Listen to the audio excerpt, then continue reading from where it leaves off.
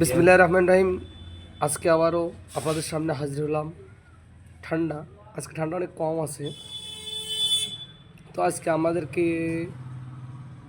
নারকেলের তেলের যে গুণাগুণ সেই বিষয়ে একটু আলোচনা হবে। সেই বিষয়ে আমরা আলোচনা করবো ইনশাল্লাহ। যারা দেখবেন, শুনবেন, মতামত জানাবেন, লাইক করবেন, কমেন্ট করবেন, শেয়ার করবেন, ইচ্ছা। তো নারকেলের তেলের 4টে গুণাগুণ আজকে আমরা বলবো। সেটা হচ্ছে নাম্বার 1, নারকেলের তেলের সাথে যদি কেউ হলুদ মিশিয়ে দাঁত মাজে, দাঁতের হলুদ ভাব কেটে যায়।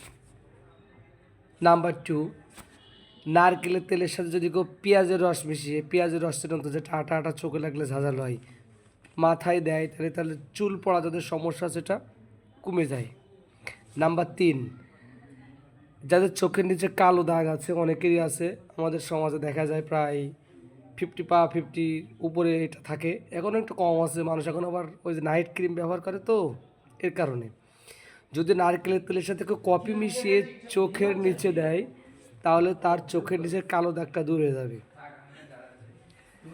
আর একটা দিক হচ্ছে যাদের মুখের এই যে কালো স্পট পোড়া পোড়া ভাব আছে, যদি কেউ নারকেলের তেলের সাথে চিনি মিশিয়ে মুখে মালিশ করে, তাহলে সেটাও ইনশাল্লাহ দূর হয়ে যাবে। তো আজকে নারকেলের তেলের গুণাগুণ নিয়ে আপনাদের সামনে আলোচনা করলাম। আর একদিন আর একটা ফল নিয়ে আলোচনা করব। আল্লাহ যতগুলো সৃষ্টি তার সৃষ্টি জগতে করেছেন, প্রত্যেকটার কিছু না কিছু গুণাগুণ আছে, যেগুলো প্রত্যেকটা পর্বে আমি আপনাদের সামনে উপস্থাপন করব। আপনারা দেখবেন, যদি মনে হয় ভালো লেগেছে তাহলে জানাবেন। আজকে এই পর্যন্ত। আসসালামু আলাইকুম।